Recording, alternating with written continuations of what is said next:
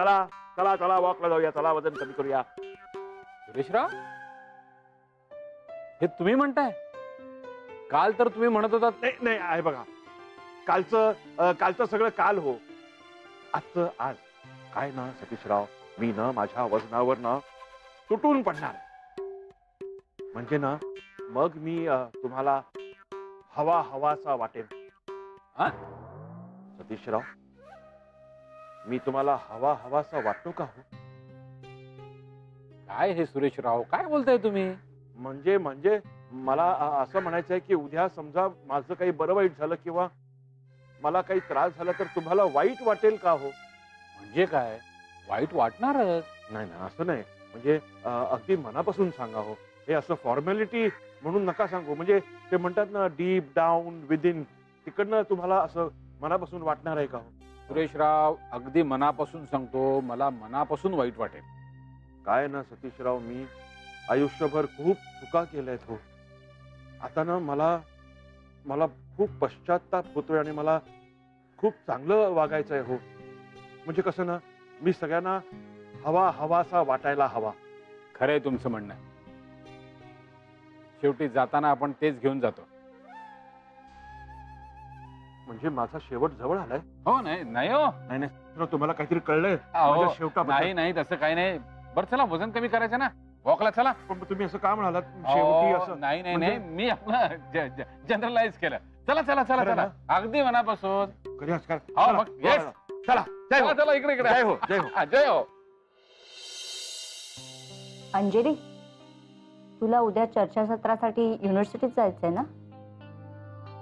हो गॉड, मी विसरलेच होते. या शिफ्टिंगच्या नादात डोक्यातनं निघूनच गेलो होतं. आज बसून सगळी तयारी करायला हवी मला. बरं चल, तयारीला लाग. हे पण मला ना आता जायला पाहिजे. मला स्टडी बोर्डाच्या मीटिंगचा रिपोर्ट व्हाईस प्रिन्सिपलला द्यायचा. मी निघते.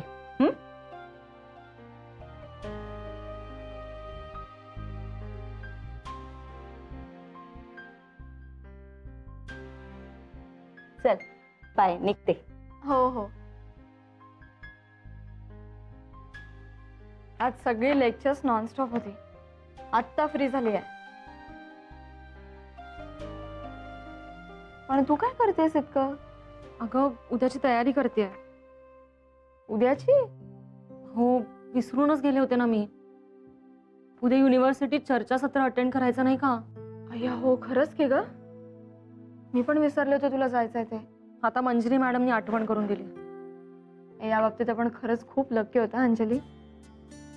आपला सगळा स्टाफ खूप कोऑपरेटिव्ह आणि केअरिंग आहे. हो खरंच, मॅडमनी आज आठवण करून दिली नसती तर खूप पंचायत झाली असती का माझी. मला वाटतं आज मला लायब्ररीत थांबावं लागेल. रेफरन्स वर्क खूप आहे आणि हे फ्री लेक्चर संपल्यावर पुढचे 3 लेक्चर्स लागले आहेत. मेघना, मला वाटतं तुझे लेक्चर संपल्यावर तू जा घरी. माझ्यासाठी नको थांबूस. हो जाईन. म्हणजे एरवी थांबले असते, पण आता घरी आई बाबा आलेत ना, त्यामुळे नाही. आणि थोडा वेळ लागला असता तर ठीक आहे, पण रिसर्च वर्क खूप आहे, त्यामुळे बऱ्यापैकी वेळ लागेल. तू थांबू नकोस. ओके. विसरलीस ना? आता काढ भरून.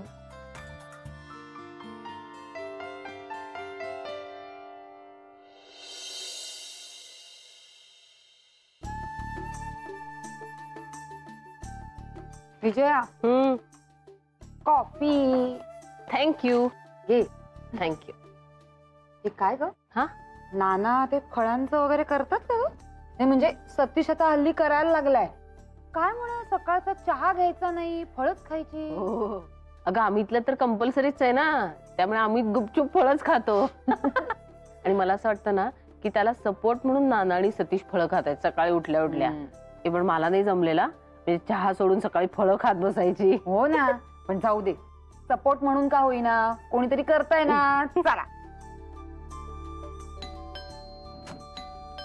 शी, आता कोण आलंय?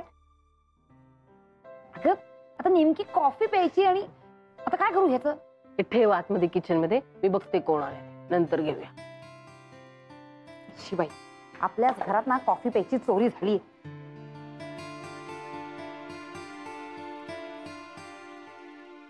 नमस्कार. नमस्कार. कोण हवंय आपल्याला? मेघना देसाई इथेच राहतात ना? हो, इथेच राहते ती, पण आता कॉलेजला गेली ती. ऍक्च्युली म्हणूनच मी आली आहे भेटायला. म्हणजे? मी अंजलीची मावस बहीण प्रज्ञा. ओ, अच्छा.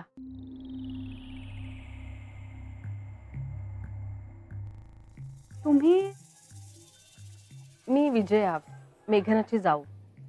हा, मला वाटलंच तुम्ही विजयाताई असणार म्हणून. अंजलीकडून मी तुमच्या सगळ्यांबद्दल खूप ऐकलंय. अच्छा अच्छा. इनफॅक्ट म्हणूनच मी धाडस केलं तुम्हाला येऊन भेटण्याचं.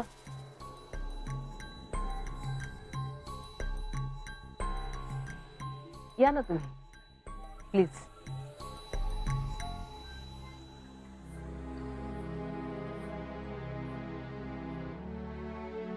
अर्चू, जरा पाणी आण ना प्लीज. हो हो. या या, बसा.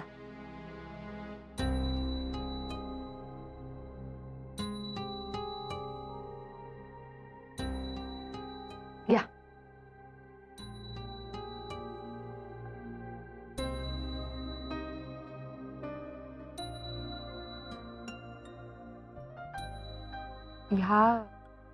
ह्या प्रज्ञाताई. अच्छा अच्छा, प्रज्ञाताई. मी अंजलीची मावस बहीण. हा, हो का. नमस्कार.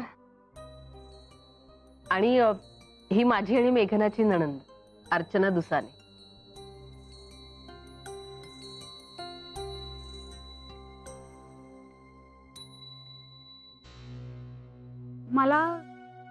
मला थोडं बोलायचं होतं अंजली विषयी. बोला ना. नाही म्हणजे मला माहिती आहे विषय तसा नाजूक आहे आणि आपली काही ओळख नसताना मी. पण प्लीज मला थोडं समजून घ्या. अंजलीकडून मी तुमच्याबद्दल खूप ऐकल्यामुळे मागचा पुढचा कुठलाही विचार न करता मी तुम्हाला भेटायला आली. अहो, काहीच हरकत नाही प्रज्ञाताई. तुम्ही एवढ्या विश्वासाने आमच्याकडे आलात. मी तुम्हाला एवढी खात्री देते की तुमच्या विश्वासाला आम्ही तडा नाही जाऊ देणार. अगदी निश्चिंत मनाने बोला तुम्ही. अंजलीच्या आयुष्यातल्या ट्रॅजेडी बद्दल तुम्हाला माहितीच असेल. अनिल, तिचा नवरा, खूप छान माणूस होता. नेहमी हसतमुख, सगळ्यांना आपलंसं करणारा. ते दोघं आणि साहिल खूप खुश होते. पण जाऊ दे, त्या काळ्या दिवसाची आठवणच नको. हो, खूप अवघड आहे हे सगळं पचवायला. नाही पण मग अंजलीच मला खूप स्ट्रॉंग वाटली. खूप धीरानं घेतलंय तिनं हे सगळं. अंजलीला आता नोकरी पण मिळाली आहे. स्वतंत्र राहायला लागली आहे ती. 1-2 वर्षामध्ये त्यांच्या संस्थेचं पुण्यात कॉलेजही निघेल. तिची ट्रान्सफरही होईल. तो विषय नाहीच आहे विजयाताई. विजयाताई, अंजली पूर्वी अशी नव्हती हो. खूप बदलली आहे ती. पूर्वी अंजली खूप उत्साहात असायची आणि आता आयुष्य म्हणजे एक ओझं झालंय तिच्यासाठी. हो, पण ते तर साहजिकच आहे नाही का. हो, साहजिकच आहे ते. पण चांगलं नाहीये ना तिच्या आणि साहिलच्या भविष्याच्या दृष्टीने. प्रज्ञाताई, मला असं वाटतं ना की ह्या सगळ्यावर काळ हा एकच उपाय आहे. जसजसे दिवस जातील ना, ती होईल नॉर्मल हळूहळू. नाही, तुमचं बरोबरच आहे विजयाताई. अहो, पण तोपर्यंत दुसऱ्या काही गोष्टी हातातून निसटून गेलेल्या असतील.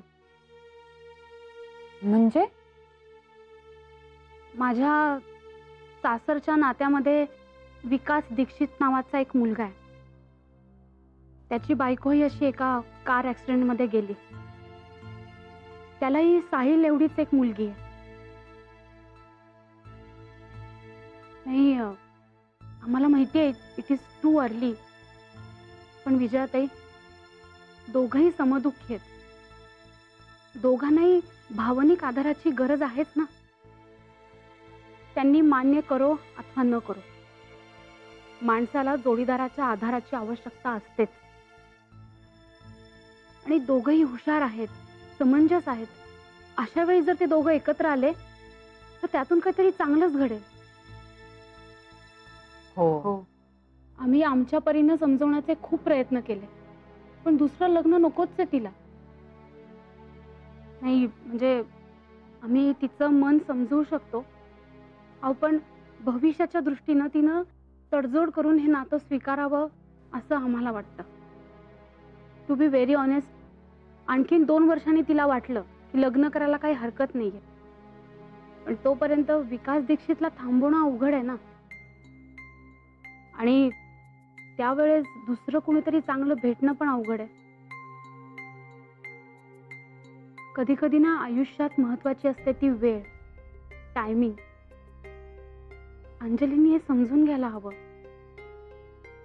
माझी तुम्हाला एवढी एकच विनंती आहे की तुम्ही, मेघनानी, तुमच्या सासूबाईंनी, तुम्ही सगळ्यांनी मिळून अंजलीला जर समजावलं तर खूप बरं होईल.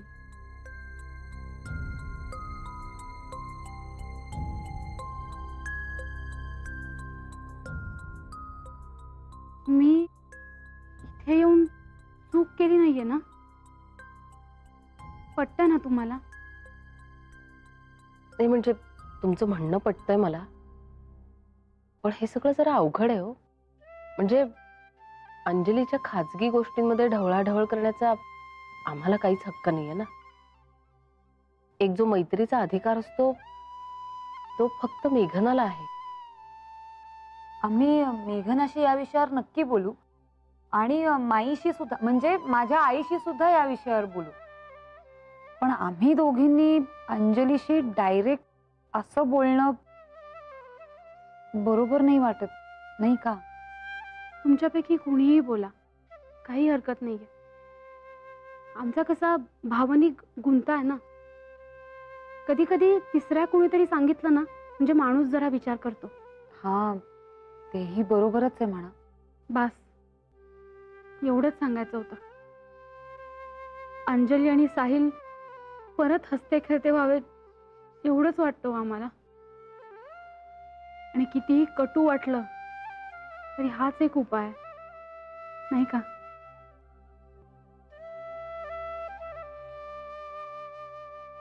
निघू मी? अय्या, असं कसं? अहो पहिल्यांदा आलात तुम्ही आमच्याकडे. चहा कॉफी काहीतरी घ्यायलाच लागेल. नाही नाही नको, नाही खरंच नको. अंजली आली तर उगाच अवघडल्यासारखं होईल मला. प्लीज मला थोडा सपोर्ट करा.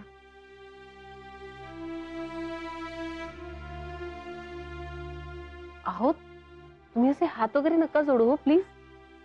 आम्हाला जे काही शक्य आहे ना ते सगळं करू आम्ही. हो,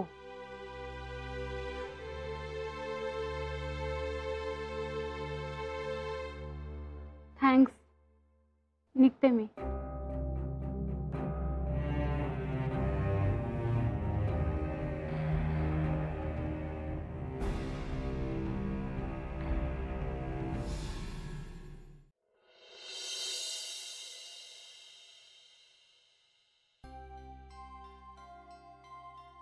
अहो हम्म.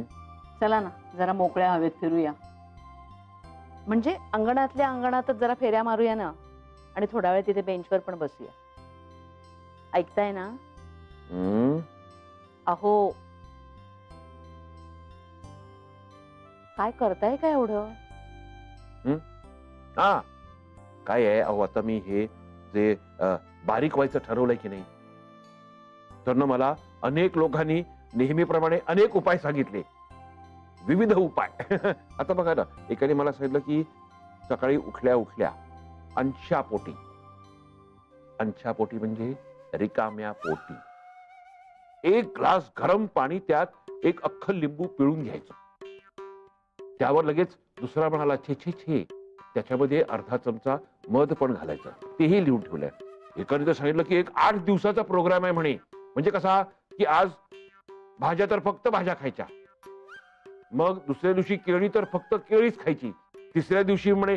अहो काय चाललंय काय तुमचं? हे हे सगळं तुम्ही करणार आहात?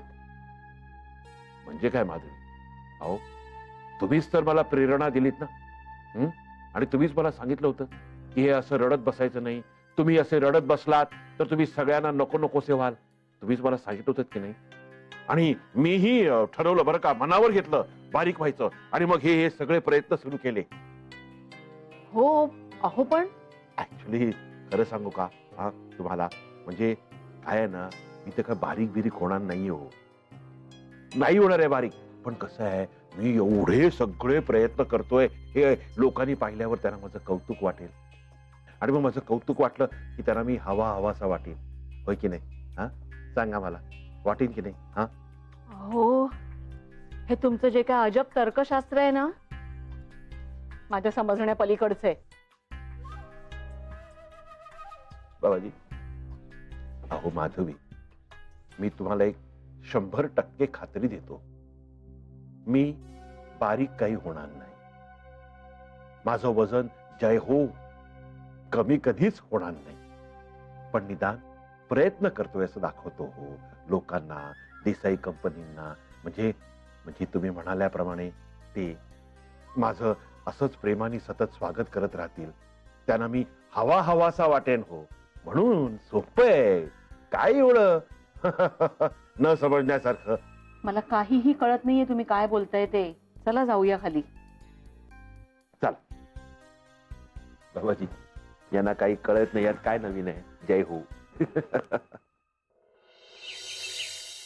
हा सगळा तिढा मला अंजलीने आधीच सांगितला होता नाना.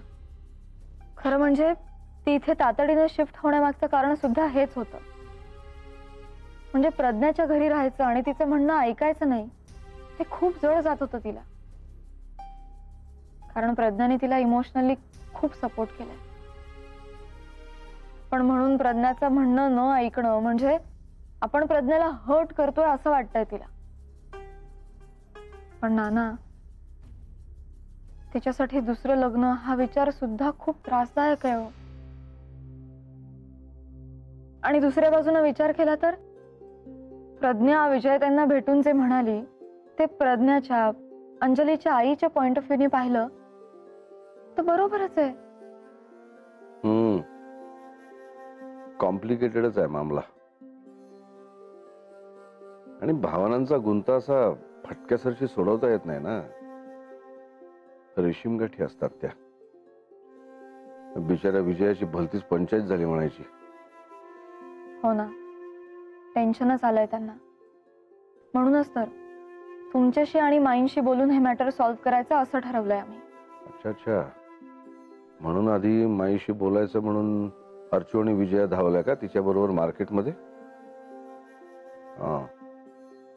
पण नाना, विजयाताईंना काय किंवा माईंना काय, या विषयावर स्वतःहून अंजलीशी बोलणं जडच जाणार आहे. तुम्ही बघितलत ना अंजली किती रिझर्व्ड आहे. नाही, अशी एवढी नवीन ओळख असताना अशा खासगी विषयावर काय बोलणार त्या? आणि त्याही पेक्षा अंजलीचं नेमकं सुख आणि हित कशात आहे हे ठरवणं फार कठीण आहे, इतरांना आणि स्वतः अंजलीला सुद्धा. बघूया.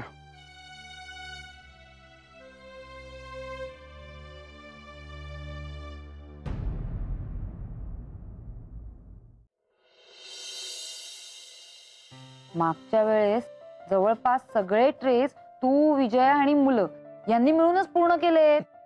मग त्यात काय एवढं? नाही, आता मात्र सगळं मलाच करावं लागणार. नाहीतर यानंतर तुमच्याकडे मदत मागायची सुद्धा लाज वाटेल आता मला.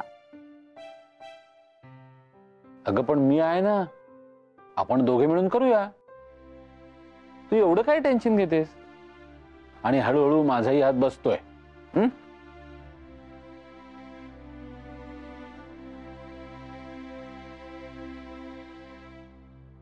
पण पण काहीतरी गडबड होणार आहे एवढं नक्की. कसली? अंजलीच्या इथे येण्यामुळे होणार आहे एवढंच माहिती आहे मला. अजून तुझं चालूच आहे का ते? आता तिची बहीण येऊन तुम्हाला तिच्या दुसऱ्या लग्नाबद्दल सांगून गेली, यात कसली आली गडबड? आणि ती बिचारी प्रेमापोटीच आली होती ना? सतीश, तुला ना काहीच कळत नाही. अरे प्रत्येक गोष्टीमध्ये लॉजिक वापरायचं नसतं, त्याच्या पलीकडे सुद्धा काहीतरी असतं आणि तेच टोचतंय मला. ओके ओके ओके, हे बघ, आता त्या बाबतीत आपण काहीच करू शकत नाही. मान्य आहे आपल्या मनामध्ये कधी कधी असं फिलिंग येतं, पण मी तुला एवढंच सांगेन, आता याबद्दल कोणाला काहीही सांगायला जाऊ नकोस. मागे एकदा ते बोललीस आणि ते सगळं विसरून तिचं घर लावायला सुद्धा मदत केलीस. आता तिच्या बहिणीच्या इथे येण्यामुळे तुझ्या मनात खळबळ माजली हे मी समजू शकतो, पण कोणाला काहीही सांगायला जाऊ नकोस. अर्चू, तुला जे काही वाटतंय ते फक्त आणि फक्त माझ्याशीच बोल. कळलं? हो.